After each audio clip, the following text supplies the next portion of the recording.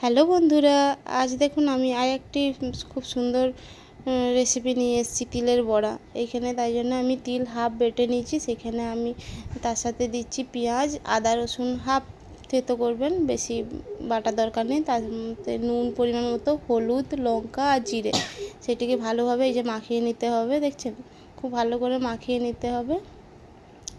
আর গ্যাসের আঁচে আমি কড়াই বসিয়ে দিয়েছি। কড়াইটা কিন্তু খুব সুন্দর ভালো করে গরম হতে হবে, খুব গরম হতে হবে। ভালো করে গরম হয়ে গেলে যে তেল দিতে হবে, তেলটা একটু চারিপাশে করে দিতে হবে। তারপরে এই যে সুন্দর করে হাতে নিয়ে একটু গোল করে চেপটিয়ে বড়া হিসাবে দিয়ে দিতে হবে।